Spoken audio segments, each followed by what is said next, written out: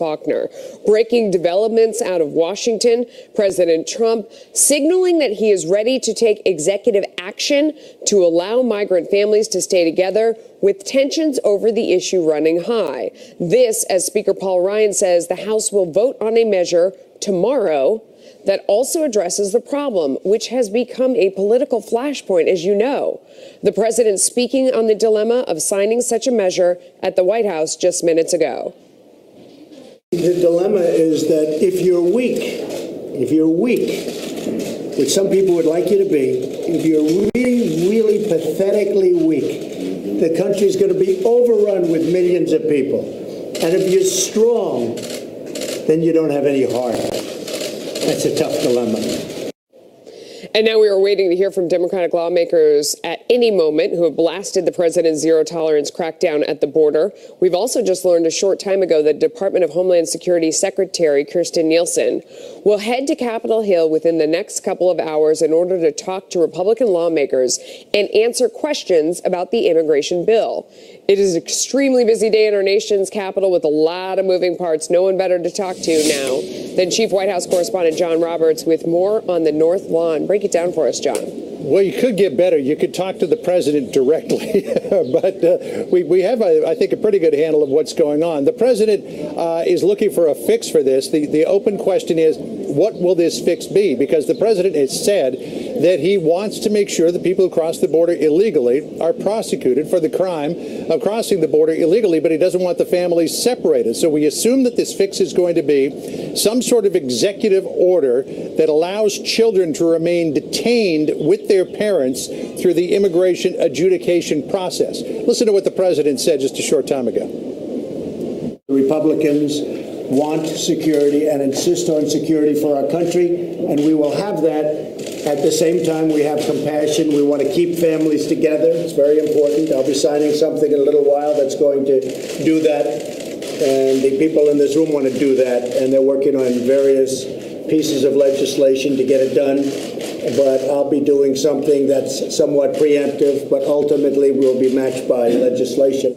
All right, so let's take that apart just a piece at a time here, Melissa. First of all, on the legislative front, the president was up talking to the House Republicans yesterday about two bills that are before the House, will likely be voted on tomorrow, the Good Lab bill and a compromise bill that would handle the problem of children being separated from their parents. It would also address DACA, border security, funding for the wall, a number of other issues as well. The president, we're told from folks on Capitol Hill, didn't give exactly full-throated support for either one of those measures. So the Secretary of Homeland Security is asking the president to get behind this, saying that the White House needs to get one of these bills passed, particularly with the political firestorm that has erupted over all of this. And that if neither one of those bills either passed the House or the Senate, because there's a question whether they're going to pass the House, let alone the Senate, then the president should probably consider the idea of a standalone bill to close the loopholes. All right, now let's look at this executive order that the president is expected to sign. If he signs an order that mandates or allows at least children to stay detained with their parents through the entire immigration adjudication process,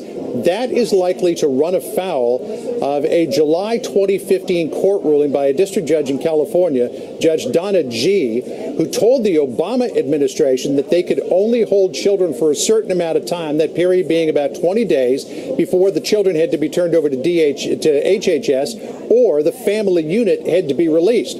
The president doesn't want to release these family units, so it's likely he's going to try to enact some measure here that will allow those children to be detained. But if that runs afoul of that ruling from 2015, they either need to get Judge G to overturn that part of her ruling, or they're likely going to face court action on it as well. And Melissa, just to show you how similar the situation is now to the situation it was during the Obama administration, Judge G issued that ruling citing widespread deplorable conditions that children were being held in during the Obama administration. Melissa? It's incredible. What is your sense of, so these two bills that they're looking at on the Republican side, the Good Lat and the Compromise, how much support do each of them have? How realistic is it that either of them could really pass? I think the compromise bill's probably got a better chance of passing, but obviously the Goodlatte bill, being a more conservative bill, is going to have the support of more measures of organizations like the House Freedom Caucus. So it's an open question as to whether or not either one of them will even pass the House.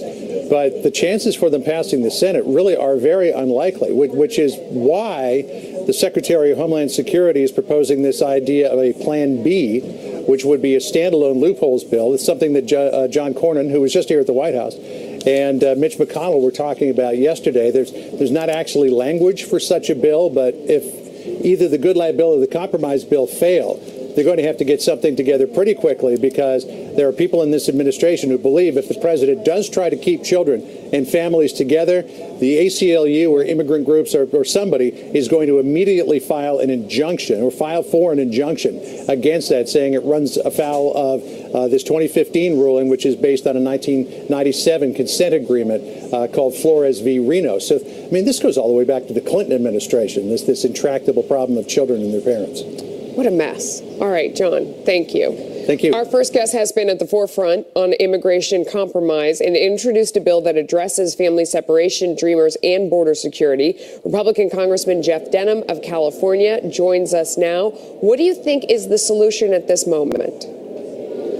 Well, first of all, I think that it's important that we keep families together. As a father, I know that I would always fight to keep my kids safe, keep my kids with me. And that is a big part of not only this compromise, but it's part of the language we put into the compromise bill.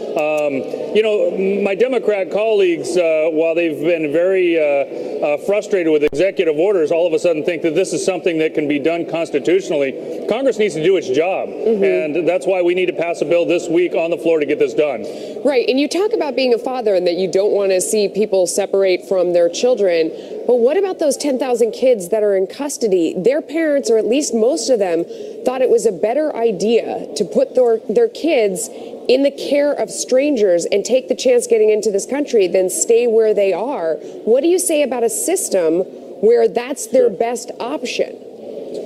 Well, certainly our immigration system is broken. This doesn't deal with those that are seeking asylum. It certainly does not deal with those unaccompanied minors that are coming across, not just right now, but every summer during these summer months. How do you deal with that? What's the solution? Well, ultimately, I think that we've got to have expedited due process to make sure that we have the judges available. So rather than saying your court date is 2 years from now or a year from now, that we actually have due process right there on the border. So do you support something like Senator Ted Cruz was talking about, where you have 72 hours from the time that you arrive and you get your time in front of the judge? I think that's important. Absolutely. That's expedited due process. Do you think that there's a way, or have you guys talked about trying to figure out if these children really are the children of the adults that they're with, or if they're with smugglers or whatever it might be? Yeah, and certainly that's a challenge. I mean, when somebody illegally crosses the border, whether they've got forged paperwork or no paperwork at all, trying to figure out the safety of the child and who they should actually be released to, verifying who their parents or relatives are, can be a challenge. And so what do you do with the kids that are already in custody, that are already separated, those 10,000? How do you solve that problem? It is always a big growing problem, especially in these summer months. But we already have current law that addresses that.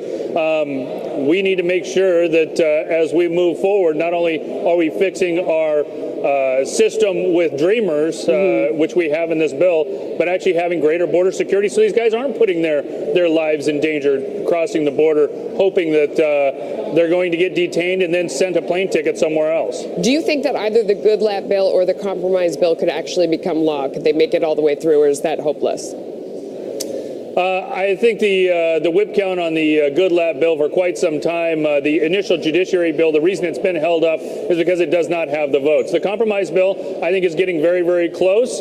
Obviously, members still want to read the most recent version of this bill, but I would say that we're very close, and I think it's our best bipartisan way to get through the Senate and have something the president supports. Are you comfortable with the idea that by virtue of having the president solve this problem with his executive pen, you are ceding your power to the president, that this is really up to you, and that you're ceding your responsibility to him, rather than our founding fathers wanted you guys to write the laws and figure this out, and you haven't been able to do that, and the American people are frustrated. Are you comfortable ceding your power to the president?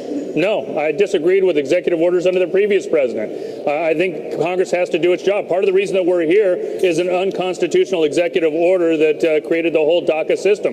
Congress is the one that does laws, makes laws. We need to do our job. And ultimately, it took a discharge petition to force a new timeline to get us to this point today. But ultimately, we've got to have not only a compromise, but it shouldn't be a bad thing to have something that is bipartisan, that it's an American solution. No, everybody wants to point at the other team and say they're the ones holding it up. I hope you guys are able to get it together. Congressman, thanks for joining us. Appreciate your time. You got it. Thank you. For more on the legal fallout from all of this, joining us now is immigration attorney Francisco Hernandez. So what do you think about... Hi, how are you? Thank you for joining us. What do you think about this solution, potential solution of having a shorter time period, maybe 72 hours, you have the hearing down on the border? Does that solve the problem or no? It doesn't solve the problem. You got to pass a bill to try to get this done. Really, the solution is much more simple. The problem here is the Pottery Barn rule applies.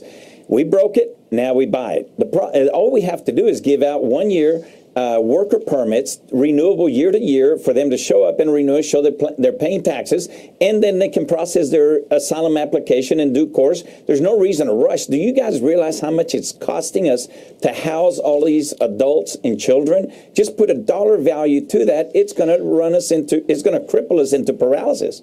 Educate us on what goes on down at the border, since you are an immigration attorney. We have these 10,000 kids that are in custody that did not arrive here with their parents. What happens to them?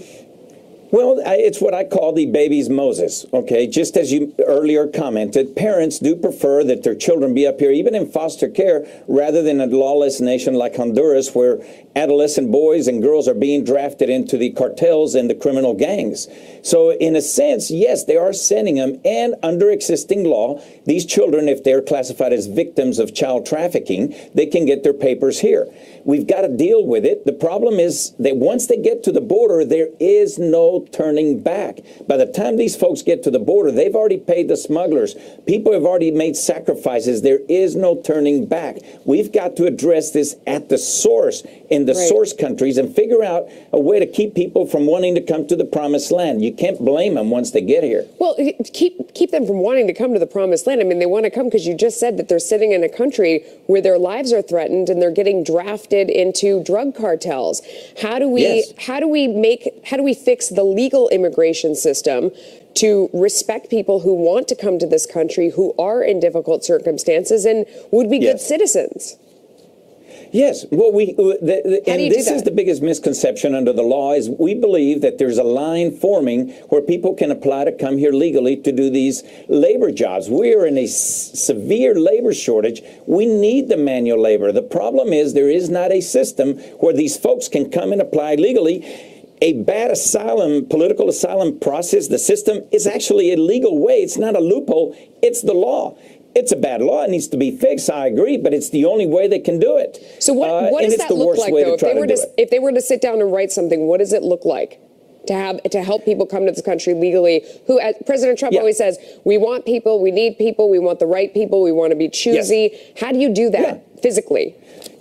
You get physically. You establish a process where an employer can apply, in interview. We've got a somewhat H-2B system, but there's only 30 or 60,000 visas issued per year. Okay, you expand that. Okay, but both parties are going to oppose that because it's not a politically saucy or salty solution. The best solutions are the simplest. There's either a job or there's not. You either paid your taxes or you didn't. You make it a year-to-year renewal. That way they don't feel like they have to bring their wives and their children over here. The breadwinner can come to the country, make money, go back, rebuild the country, and that's how you destroy the criminal element at the source country. Because if people have a way of making a living, educating their children, creating a better life in their source country, they won't have to join the gangs. It will disable the gangs. Interesting. Francisco Hernandez, thank you for your time. We appreciate it. Thank you. We'll have much more on these immigration developments with our power panel as we await President Trump to sign that executive order to keep migrant families together at the border. Plus, we're now learning that FBI official Peter Strzok was escorted from the agency's headquarters amid an ongoing investigation into his anti-Trump texts. Now, some lawmakers say they want him to testify before Congress, but how likely is that? I think if he were to come before the Congress, I think it would be nationally televised theater where this guy was probably tripping all over himself. But I definitely welcome it, and I think that he should do that. Anti-Trump sentiment in work-related instant messages. One of the agents, who Meadows identifies as Sally Moyer, writing after the 2016 election, quote, expletive Trump. You can guess what that means. The other agent, identified as Kevin Kleinsmith, writing about the election, quote, I am numb. I am so stressed about what I could have done differently. Kleinsmith also had worked on Mueller's Russia team. Chief Intelligence Correspondent Catherine Herridge is live in Washington with the latest. Catherine. Well, thanks, Melissa. During yesterday's marathon testimony from the Justice Department Inspector General Michael E. Horowitz, in the final minutes of that hearing, one Republican lawmaker unmasked two more FBI employees who sent anti-Trump, pro-Clinton instant messages on the FBI's internal network. Congressman Mark Meadows said they were not agents, but worked in the general counsel's office. That's the FBI's top lawyer. And the FBI was wrong, he said, to ask for the identities to be concealed. You had a dialogue between FBI Attorney 1 and 2. Correct. And those two attorneys, do they not work for Trish Anderson? Those two attorneys work in the Office of General Counsel. Yeah, and so would one of those attorneys be Sally Moyer? I'm going to defer to what the FBI. But they don't work in counterintelligence. I mean, if that's the reason the FBI is giving, they're giving you false information because they work for the general counsel. They were talking. Is the other one Kevin Kleinsmith? They were talking about the other attorney there that we have their text messages in here that they were concerned about, along with the other two. So while the focus has been on the anti-Trump text messages that were exchanged between FBI agent Peter Strzok and the FBI lawyer Lisa Page, and to be clear, those were on FBI government phones. There also appear to be additional instant messages from the FBI's internal network that also reflect some political bias, and that was in the opinion of the Inspector General. The congressman said the lawyers are among the 5 FBI employees who have been referred by Horowitz for disciplinary action. Now, also in that same exchange, Horowitz told Meadows that he is looking into allegations that FBI witness interviews, they're known as 302s, were altered. A former agent told Fox News that editing the 302, and it's really considered the FBI's official interview record, was akin to tampering with evidence, although it may not carry the same criminal sanctions. So that's certainly something to watch going forward, Melissa. Wow. Catherine Herridge, great reporting as always. Thank you. You're welcome. Let's bring in Republican Congressman Andy Biggs. He is from the House Judiciary Committee. Let me ask you first about this Kevin Kleinsmith. Now we know that this is the person that said that they were so stressed. He eventually said about what he could have done differently. What did he do to try and help that he would have liked to have done more of? Or how do you interpret that? Well, that's exactly the way I interpret it. I interpret it as he's disappointed that his candidate didn't win, that they didn't do more to obstruct the Trump campaign. And so he's basically saying, I wish, I could have it back because I wish I could have done more. And I think that gets to the why so many of us view the IG report with some dash of skepticism, but with relief that he's out there looking and he's pitching.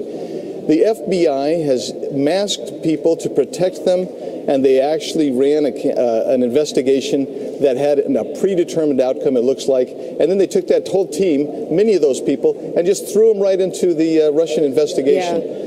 Problematic. No, and eventually, we do know that he was eventually removed from Mueller's team when all of this was revealed, but he was on there at the start, and I bet that makes you even more interested in seeing all the documents of how the Mueller investigation, how did they get on this track in the first place, right?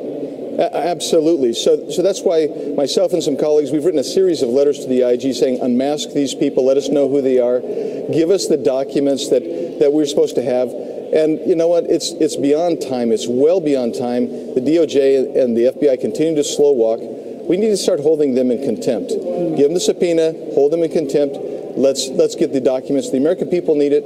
If we're going to restore it and turn this republic back to the direction it needs to be, this is where you start. You start with your top law enforcement agencies. And meanwhile, we know that Peter Strzok was escorted from the FBI on Friday. We only just found out about that. What do you read into the notion that he was escorted out? I mean, it makes it sound like his service weapon was taken from him. That's been, the thought by people that are more familiar with the process. What do you make of that?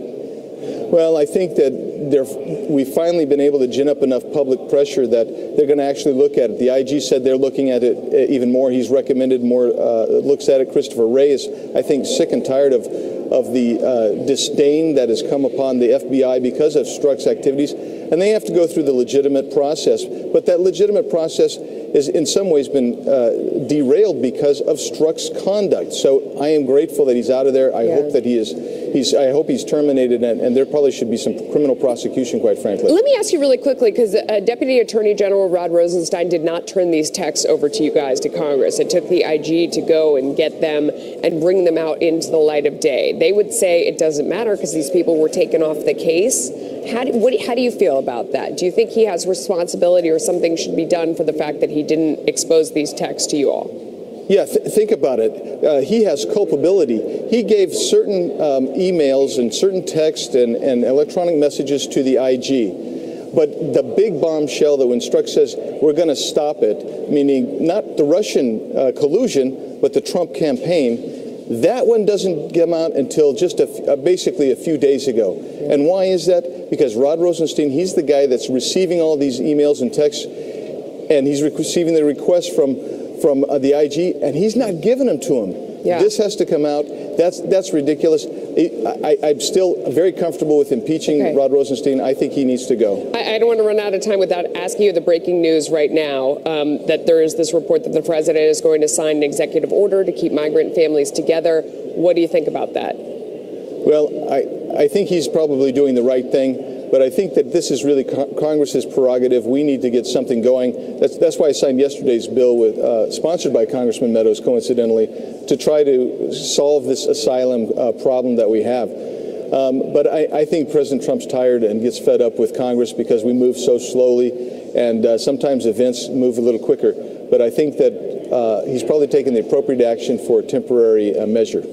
It's your responsibility to get the job done up there, so I hope you guys get to it. Thank you. Thanks, Melissa. Coming up, former FBI Director James Comey is firing back at Hillary Clinton, saying that she doesn't understand why she was investigated after comments she made. Whether Comey has a point.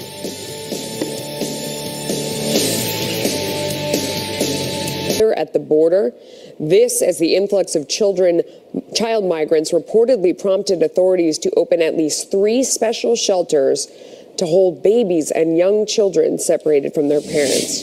Jeff Paul is live from one of those so-called tender age facilities in Tornillo, Texas. Jeff. Well, we're actually near one of the tent cities, pretty far away from those tender age facilities, but I know we do have some crews over there. But I want to kind of set up what's going on over here in Tornillo. We've seen protests, demonstrators, and just regular people showing up here to the port of entry here in Tornillo to see what's going on. In fact, we're hearing about 10 mayors from some of the biggest metro areas like Los Angeles and Miami who are going to be here tomorrow because they're concerned about what's going on just beyond this road over here. That's where those tents have been set up by the government to house some of those younger kids who've been detained.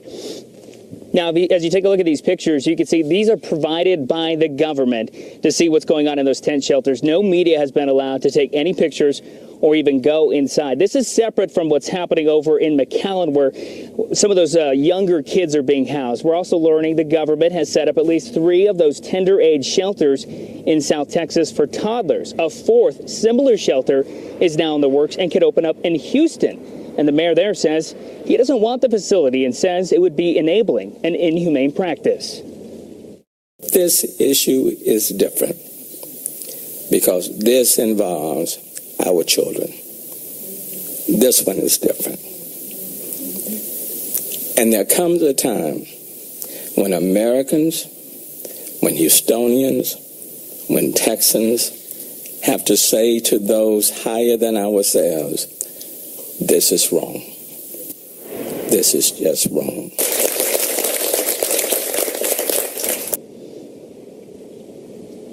Now, in our time out here, we've seen several buses pull up to this port of entry. They enter into that facility and drop off what seems like are several young kids, several groups of those young kids. We have requested to go inside and take a look at what's going on just with our eyes, not cameras, but so far our requests have been denied. Another point I want to make is that we're being told these tent facilities do have air conditioning, but the high today is supposed to be right around 104 degrees. Melissa? Wow. All right. Thank you for that. We're going to talk a lot more about the immigration controversy with our power panel that is coming up a little bit later here on Overtime. Meanwhile, former FBI Director James Comey firing back at Hillary Clinton after the failed presidential candidate commented on the revelation that Comey used a personal email account to conduct official FBI business. So Clinton tweeted, quote, "But my emails," alongside news of the finding. Here's what the former FBI director had to say.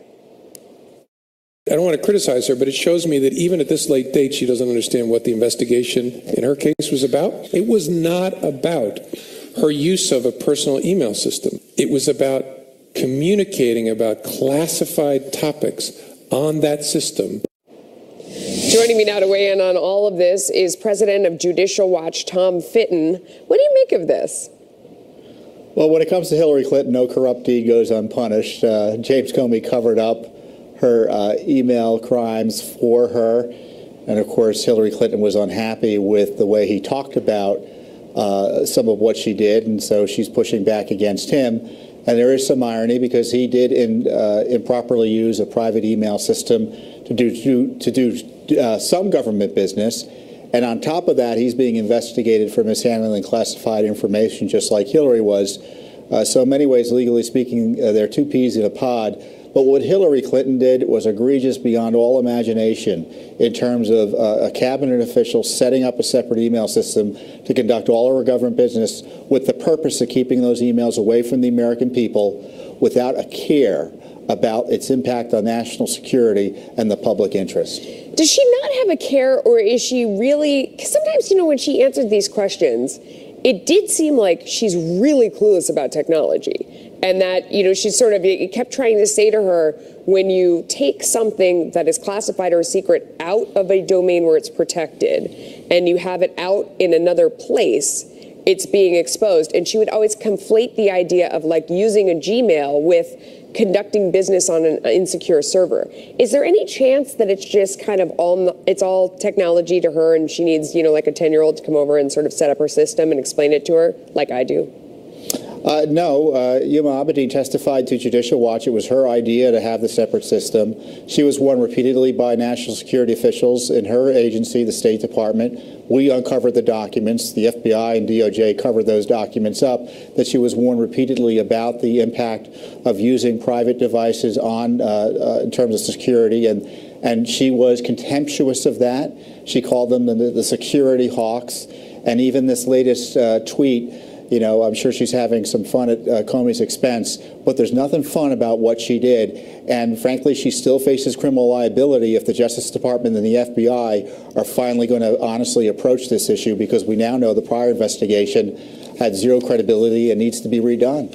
So James Comey, his response was that all he was doing is he would sit at home and write a speech for something that he was supposed to do, something innocuous that contained no classified information. He would do it on his own time at home, and then he would email it in from his personal email into his work email to have the work there later when he showed up. That's how he explained it. What do you make of that?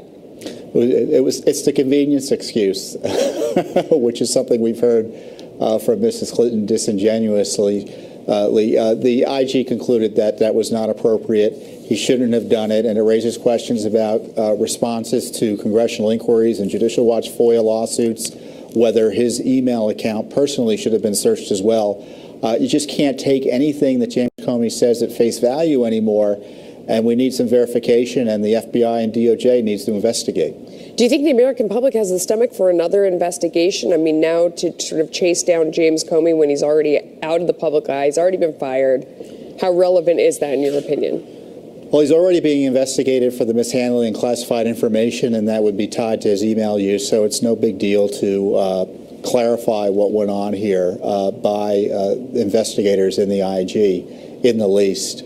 What do you make of now the back and forth between James Comey and Andrew McCabe about whether or not, I guess, Comey knew that Andrew McCabe was communicating with the New York Times and with others that he was giving stories out to? They're both sort of pointing the finger at each other and saying that the other one is lying. You have a lot of experience trying to get documents out of the government to try and prove one way or the other who's telling the truth. What needs to be done there? What do you make of that mess? You know, it's hard to tell who to believe. I think you can be sure that the leak was inappropriate, and neither of them want to have their fingerprints on it. So it explains that maybe both are pointing fingers in a inappropriate way or in a way that's not credible at each other. And again, it's the leak that was inappropriate. McCabe says he has permission. Yeah. Comey says he wants no part of it. Now, in defense of McCabe, we know that Comey improperly leaked the FBI records of the President of the United States. So again, Mr. Comey is the worst witness in terms of credibility. Although he always says it's not a leak. It wasn't a leak. So there you go. Anyway, Tom Fitton, thank you. Thanks for your time. You're welcome, Melissa. President Trump gearing up to sign that executive order keeping migrant families together at the nation's southern border amid backlash over his administration's zero-tolerance policy. What we can expect and the impact it could have on the midterms, our power panel is up next. The president saying a short time ago he'll sign it before he leaves for a rally in Minnesota at 2:30 p.m. Let's bring in our power panel, RNC spokeswoman Kelly McEnany and Zach Petkanis. He is a former Hillary Clinton staffer and former DNC advisor. Kelly, the concern is that, this takes the pressure off lawmakers to do their jobs and come up with a real solution. It doesn't, and here's why. President Trump's going to sign this, but he's made clear, Mitch McConnell's made clear, Secretary Nielsen's made clear, this requires a legislative fix. But we cannot get there because Chuck Schumer was transparent in his ambitions. He said he will not come to the table because he wants to keep the focus on Trump. That is absolutely sick that Democrats are putting politics above people, above DACA recipients, above children separations, and above American citizens who are plagued by MS-13. Zach, we know where Chuck Schumer stands, but certainly there are reasonable Democrats that would come over for a good plan, are they not? Who might they be and what would they go for? I'm extremely confused. Donald Trump, Kayleigh, others, even just now Kayleigh, was saying that there's nothing that can be done to help these children except a legislative fix. And Donald Trump is now going to sign an executive order to fix this situation. Hang on, Zach, hang on. But once we do that, that doesn't solve the larger problem. But that's not what Chuck Schumer. But you just brought up Chuck Schumer, which is not what they were talking about. Hang on. Let's have a calm conversation about how we can solve this problem. I'm thrilled, but you can't lie about kids. Hang on, Zach. Are there Democrats that would come together with Republicans for a legislative solution after the executive order is signed? Democrats have been talking about having a legislative solution for immigration reform for years and years and years. The stumbling block has been Republicans. And so what Donald Trump tried to do is change things up. He decided in April to announce a new policy that would separate children from their parents in order to hold these kids hostage. We don't want to review history. We're trying to solve the problem. Can I just finish this point? And then let's try and solve the problem. Go ahead. No, absolutely. But I think it's important to understand where we are. He couldn't break a logjam. So what he said was that I'm going to now separate these kids from their parents to create pressure. To create pressure. Yeah, we agree. In order to, right. So how is that not hostage taking? He said, I'm going to only let these kids out of their cages. Can I just finish my sentence? We agreed with you. He's only going to let these kids out of their cages if Congress comes together and passes their draconian law. You are telling lies, Zach. Stop, guys. You are telling lies. Stop. That's not true. He's signing the order, and then everybody needs to come together for a bill. Kayleigh, do you think either of the bills that we're looking at right now, whether it's the good lot or the compromise, will have the votes to pass? Because I think we can all agree that the system is broken and that we need a new system, and only lawmakers can make the law. Go ahead. Sure. Yes, I do think that it will pass. I think Republicans will come together. It will be held up in the Senate because Democrats are recalcitrant. They're angry and they resist. But it took me the entirety of your show to correct all of the lies we just heard from Zach. So let me just correct two. The cages, that 2014 picture that an Obama official put out claiming it was from Trump. False. That was from the Obama era. The separation policies did not change. Donald Trump just started prosecuting parents. Guys, we're not making any headway. Let's not litigate the past. Let's try and move a little bit forward. There are currently kids that are still separated on the border, so it's not the past, it's the present. Let me ask you about that. So there are 10,000 kids that are at the border right now who are not with their parents. What's a logical solution for them? What would you like to see done? What we actually need is comprehensive immigration reform that does a couple things. Yeah, but that is a separate issue from what the Donald Trump administration just did, which was to separate kids from their parents. Tell us about those 10,000 kids. How would you reform the system to take care of them? What's your idea? The first thing we need to do is ensure a system that allows people to move through the system in an expeditious way, that does not do what these two bills do, which is cut legal immigration, not illegal immigration, legal immigration. That's not how you fix this system. And the first thing we do before we touch anything at all is we need to stop these kids from being held from their parents in cages, which the administration did to get leverage in the immigration debate. We're going to take a quick break, and then I'm going to let you respond to that on the other side. Deep breath. We'll solve it on the other side. We'll be right back, guys. Administration to stop separating children from their families at the Mexico border. The president also meeting with Republicans yet to commit on an immigration bill as the Homeland Security Secretary heads to Capitol Hill. We're tracking all the breaking news for you in Washington.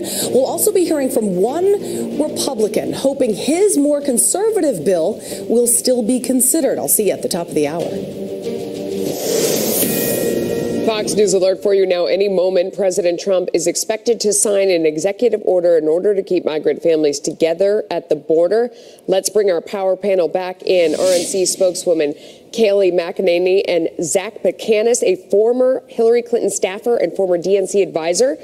Where we left off, Kayleigh, you were going to tell us, what do we do about the 10,000 kids who are in custody right now whose parents are nowhere to be found? How do we deal with that?